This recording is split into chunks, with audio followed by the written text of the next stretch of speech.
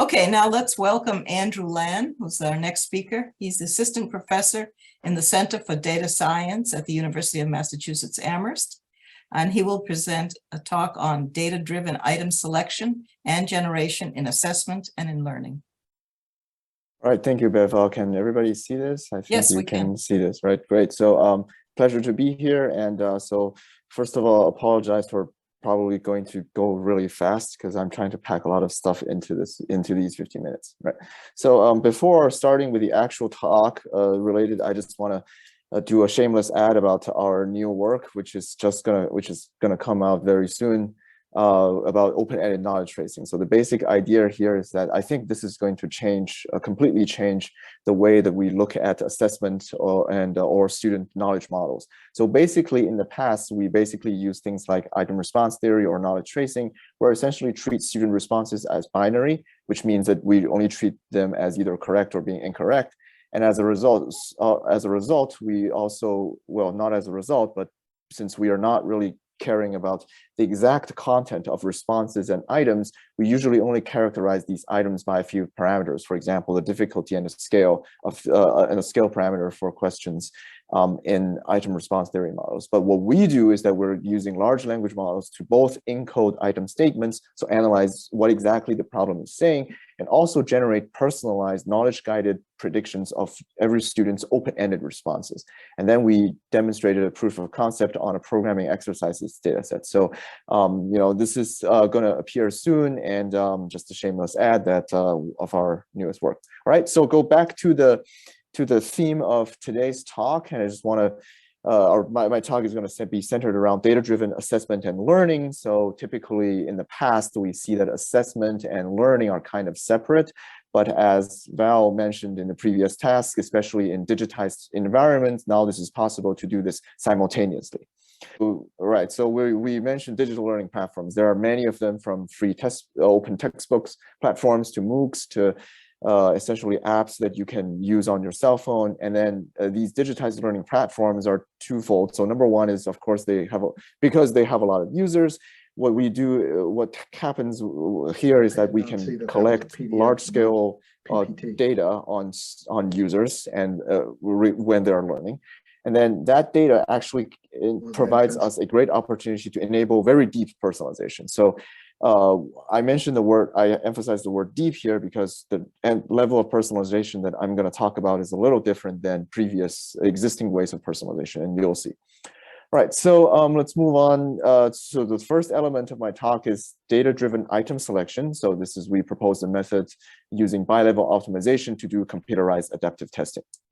Right, so what is computerized adaptive testing? So basically our goal there is to use an item selection algorithm to iteratively select the next item to assign to a test taker in order to measure their ability most accurately using a small number of items to reduce the test length for each test taker.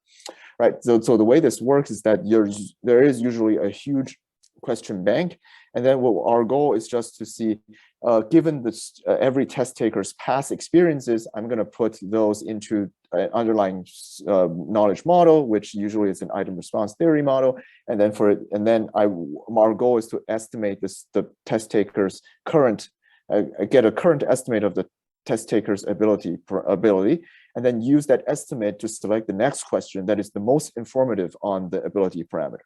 Right, so I'm going to use the 1PL item response theory model as a proxy, as a running example, but in practice you can have 2PL, 3PL, but they're not that different in terms of conceptually. So this success probability of a test taker on answering a question is basically just decided by their ability and the difficulty of an item. Right, so and in the end, after you go through all of these possible questions, maybe a fixed number of questions, let's say in a GRE test, or sometimes there could be varied length CAT. What happens at the end is you take that final ability estimate and assign a score to the test taker. So our observation here is that ability score really is just a proxy of the real thing you want to measure, right? Because ideally, what you want is the test taker to answer all of these questions in the question bank. In the hallway this whole time. Oh, I did? Yeah.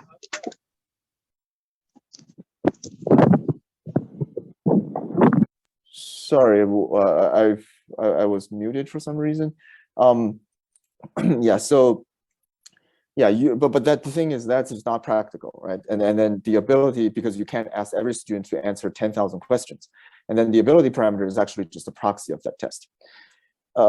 With this observation, what we're doing is what we actually see is that existing CAT algorithms have some limitations. For example, number one is you're using an underlying item response theory model. But the thing is, item response theory models, even if you look at the fancier versions of it's like multi-dimensional IRT or 3PL, these are what people usually use. They are not really the most flexible and predictive models, because these days there are more flexible and advanced models that can fit the actual data much better than IRT models. The other problem is that the informativeness metric is usually static. And what I mean by that is that is just a heuristic. It basically says that under this IRT model, I want to select the next question that is the most informative. But if your IRT model isn't the best thing that can describe the data, this informativeness metric may not be the most meaningful. So what we do is that in this work, we show that if you have large enough data, what you can actually do is you learn a completely data-driven next question selection policy that improves as you have more and more questions, more and more data coming in. Right. So what we do is called Bobcat, which is bi-level optimization based cast.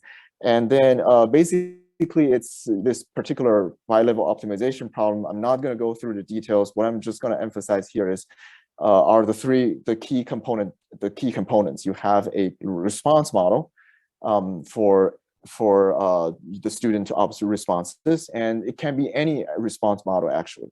So it can be IRT, it can be deep neural networks, it can be anything basically. And then we also use this item selection algorithm. It's no longer an informativeness metric. It's just something that you parameterize. It can be anything. And then the intuition here is basically that we have in the inner level of my bi-level optimization problem, we do the same thing as before as adaptive testing, where we use a test taker's past answers to estimate their ability parameter. But then the difference between this is that now we have an outer optimization step where we try to leave out an unseen subset of the actual responses, and then we try to maximize the predictive accuracy there. And the key technical insight here is that if we formulate that accuracy here in a differentiable way, you can do everything by just basically backpropping the gradient descent algorithm, and then you can actually even learn the item selection algorithm, right? And then, so I'm going to skip through all of these other results and only show you this one, because if we really look at the results on these big data set, we blow the baselines out of the water. But I just want to show you this particular example, which here the measure is no longer predictive accuracy on unseen questions. This is actually going back to just what IRT is about, what CAT is about, which is the difference between the current estimated ability parameter, the y-axis here, and the ground truth ability parameter. And then we showed that if we use a data-driven algorithm, even if we are evaluating on this particular metric that CAT is designed to optimize, then we still beat them.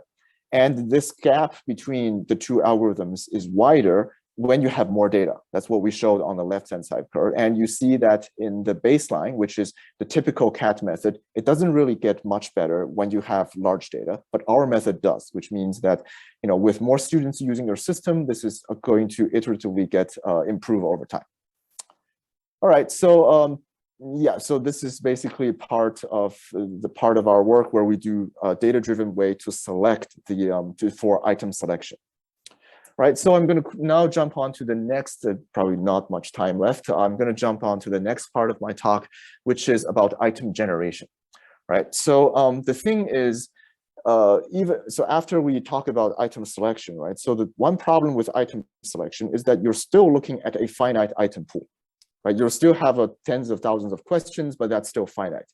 And as my colleague Steve Saresi here at UMass in the College of Education argued a couple of years ago, we have been doing standardization or in standardized tests a while ago, but the thing is, the items that people actually see in practice or use in learning, that's the more important part, using the daily learning process, may not actually be matching their personal interests or even be culturally relevant.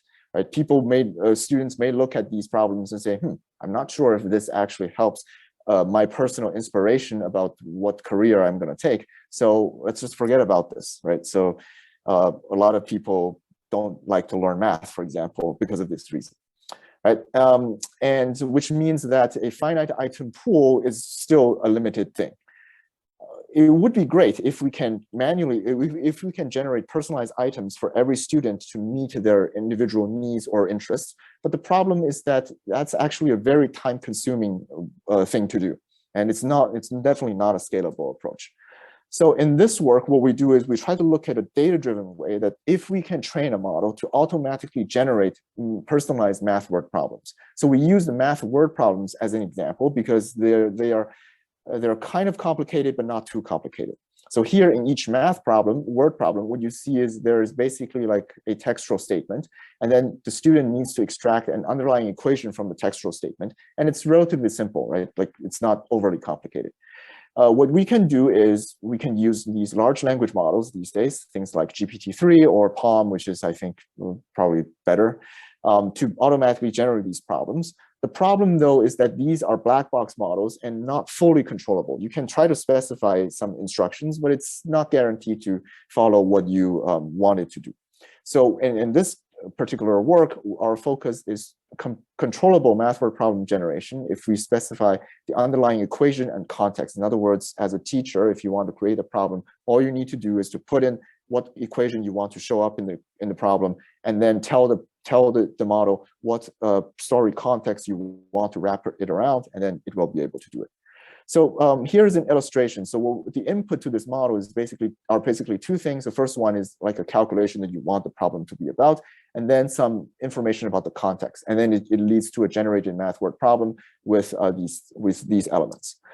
And the key idea here is that if you swap out the original equation with some other equation, then you can basically still generate an updated math word problem, but with that updated equation, right? It still sticks to whatever computation you want.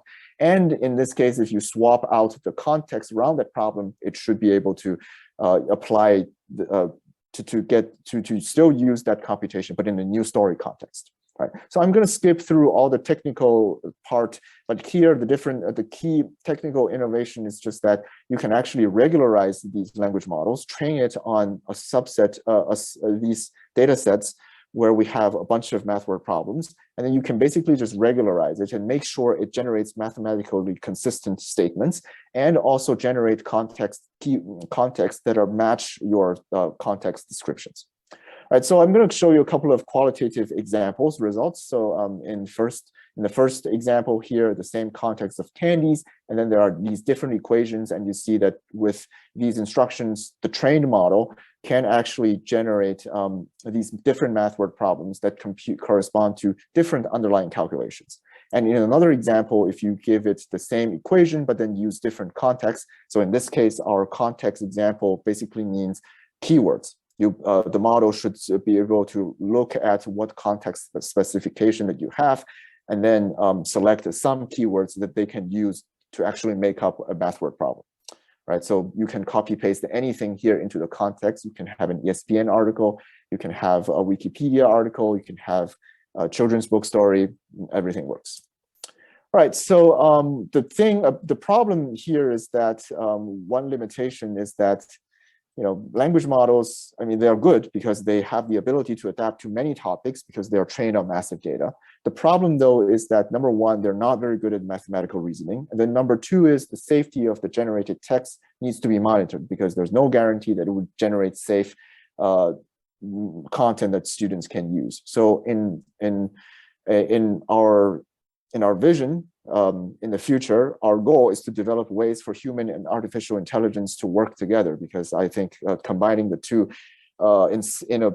in an intelligent way is probably the way to go in this line of work, because we both hold parts of the key to the problem. There's no way one can do the job without the help of the other, right? All right, so that's it. So I'm happy to answer questions. Thank you, since I'm the only one who can applaud. That's really good. I will ask one question, but we will have questions afterwards. How do you get the how do you get the student to personalize this? I mean, you haven't, I see that you are able to use the language model and you're able to change the problem.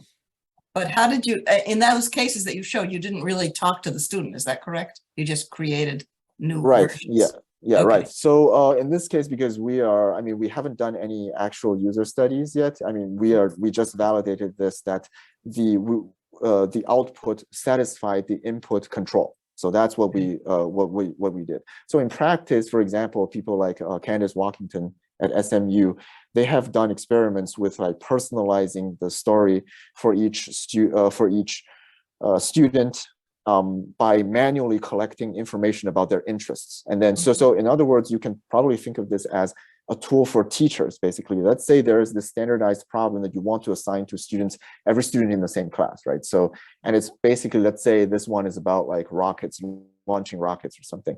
And then what you can do is to use some sort of either interviews or use their essays or ask them some questions, use them as like to get the context information of what what every student is interested in, and then you can use that context into our model to try to personalize it. So I think if we think about it in a practical way, maybe like that's the use case that I can think of. That's cool.